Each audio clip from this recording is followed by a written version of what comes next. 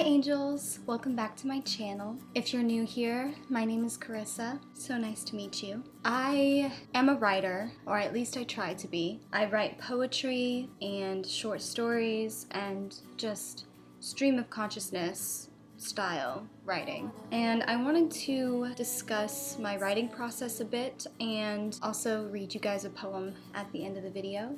Everyone's writing process is different. This is just what I've found works for me and helps me get through creative blocks. There's a few tried and true methods that I've found help get the creativity flowing. I feel like the same way trauma can get trapped in your body, creativity can be the exact same way. I feel like one of the key parts of writing is getting out into the world, thrusting yourself into an experience, or opening yourself up to meeting new people. A writer has nothing to write about without their life experiences. But ultimately, what inspires me the most is my surroundings. I'm a creature of habit, and I'm also a creature of my environment. My environment has to be inspiring and beautiful and different, and I love to stimulate my mind in that way and go to new places and try new things. I'm very observing of my surroundings. I've found when I'm out in the world, I'm almost hyper observant. I'm hyper observant of the emotions that crop up in me whenever I'm in certain environments or surrounded by certain people. There's many emotions that come up due to my surroundings that I tend to write about. I like to reflect on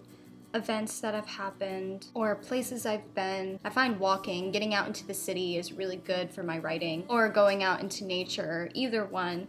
Just getting out of the house, frankly, is what really helps me get back into a writing flow when I've not written in a while, or I've felt that I've had a bit of a creative block or just lacking inspiration.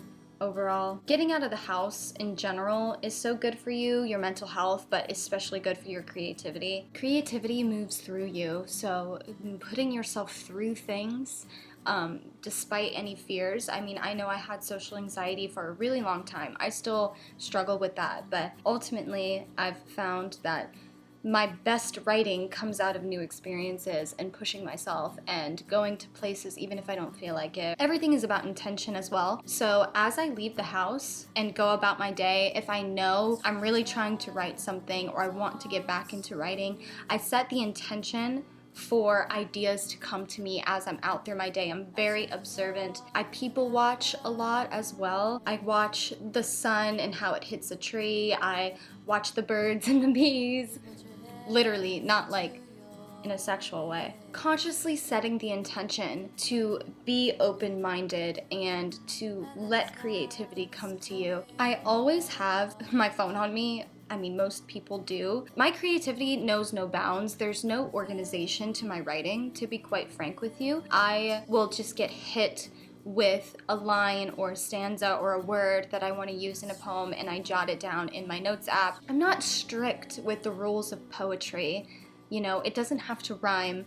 It doesn't have to be correct. It can just be purely emotional and real. You have to let go of the bounds of poetry, the rules of poetry, to be a truly good poet, in my humble opinion. All of my favorite poets didn't follow the rules, and that's how I tend to write as well. I just write from the heart. I don't write from a place of accuracy or a place of being correct. I'm currently writing a poem.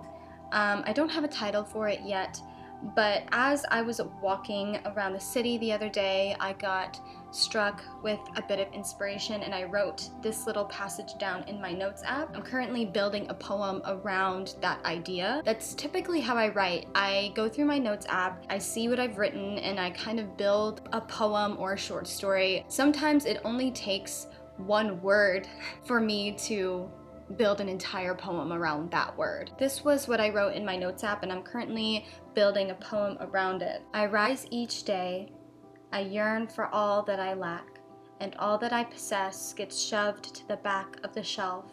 under the bed with my broken dolls and scrapbooks and things. I wrote that in my notes app and I'm currently building a poem around it. It's about done. I think it's almost done. I'm just trying to come up with a title for it, but I feel like the title of a poem is kind of similar to a YouTube thumbnail or title. It can be what draws people in, what makes people want to pick it up and read it, even though I'm not published, even though I act like I'm a published poet.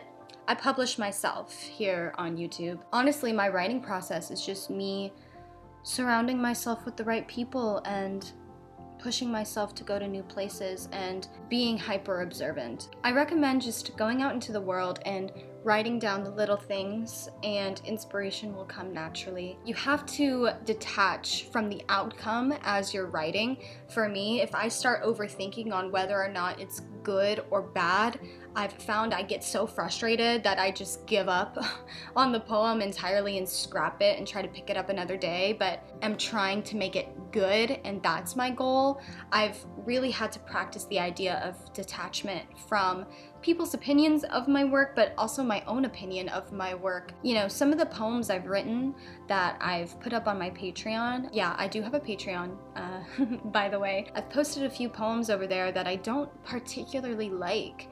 I don't think they're very good, and some of those poems have gotten the most resounding positive feedback. I say all that to say, you have to let go of the idea of being good. But I feel like true art just comes from authenticity, not coming from a place of trying to be the best. Art is not competitive, it's subjective. The more you let go of the idea of being good, that's where true creativity and true revolutionary art lies. Remembering that art is for your spirit, it's not for your ego. And the idea of good and bad lies in the ego. We're only human and we only ever want to be loved and accepted and cherished and celebrated. And when you're a creative, you look for that validation through your art. But that's purely the ego. I've really had to discipline myself in that way and stop looking at my art as good or bad and just looking at it as a part of me. So I'm going to finish up this poem and read it to you guys at the end of this video, and you don't have to like it, but I do. I just wanted to kind of share with you guys my writing process, but also my opinions on creativity and creative blocks and how I personally believe that creativity is in everyone. I think everyone is an artist in their own way. I feel like simply living is a form of art. It's just you. It's just being authentically you. Art is being authentically you and channeling that for the rest of the world to sink their teeth into and really see. I'm so unbelievably human, and it's so frustrating. My next life, I would love to come back as a house cat. Welcome to my music corner. I love music. I've said this before, and I'll say it again. Music inspires me in so many ways, especially as a writer. I mean, lyricism and poetry to me really go hand in hand. And I posted a vinyl collection video. If you haven't seen that, I definitely recommend it. You should check it out. One by One saw my crusty, dusty old record player and said, "Nar babes, we need to get her something better." So they sent me a record player, and I'm so excited to share it with you guys and tell you all about it. It's literally changed the game for my vinyls. My vinyls were screaming and crying on my old record player, but now they're so happy. And now I finally have a brand new turntable. It sounds incredible. It's what my vinyls deserve. They sent me the belt drive turntable. It has Bluetooth connectivity. You don't have to use the Bluetooth connectivity. You can also use the built-in phono amp as well. This turntable also plays 33 or 45 RPM vinyls. I'm gonna show you guys a little demo. This turntable is currently being promoted at $159.97, and you can use my code Carissa with 2 A's on the end for 5% off your order.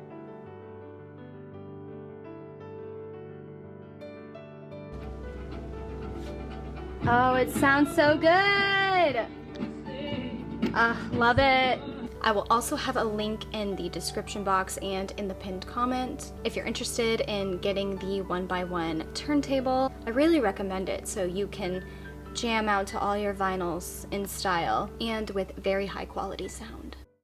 Anyway, that's my little rambly thoughts about creativity and art. I'm going to write some letters to some friends. I have some friends' birthdays coming up and I want to write them a cute little letter and send it to them. So I'm going to do that and then read you guys my poem, and I think I've decided on the title, The Shame of Being, because that's just where I'm at.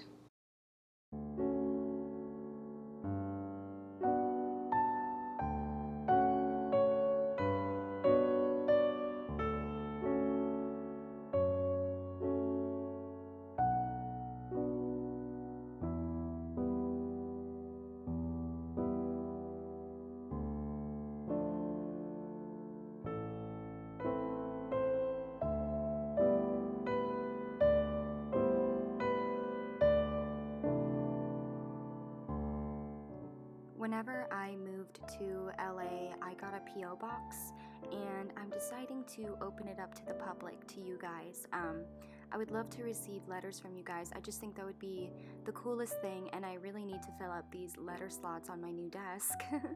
I'm gonna put my P.O. box up on the screen. If you feel so inclined to write to me, please feel free to do so. I welcome it, and I will cherish it forever.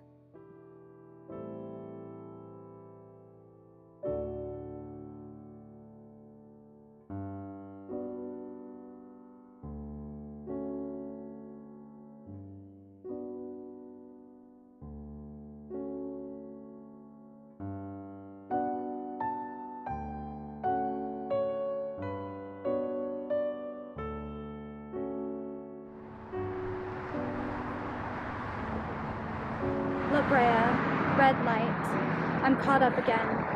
I tried to move. I'm right back where I started. I swear I want to be different, and to my detriment, I'm an acrobat without faith. I'm a wife with no maternity, loving you until I value me. This city is run by trick shadows. Los Angeles is longing loudly for the angels of its sobriety. Bleached valleys have their arms wide open for me. Despite the drought, I am still given so much innovation. I walk the land in love, and Gaia gives it all back tenfold. I wish I could love myself that way. I rise each day, deep sigh, long nights. I yearn for all that I lack, and all that I possess gets shoved to the back of the shelf or under the bed with my broken dolls and scrapbooks and things, collecting dust alongside my misplaced trust. Tucked beneath my pillow are the stars that I wished on over and over again the spring of 2010.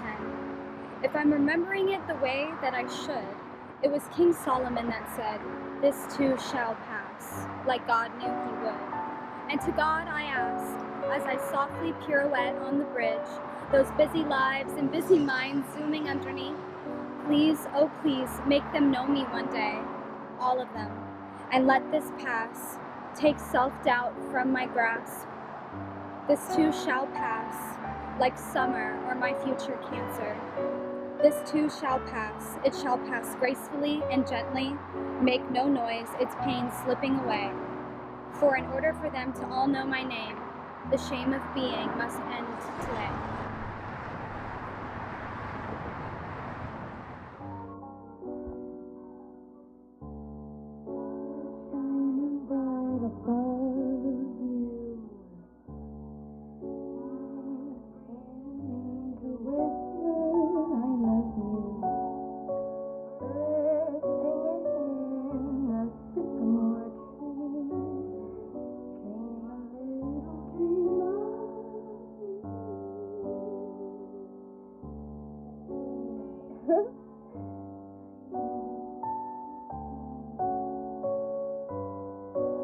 Hold me tight until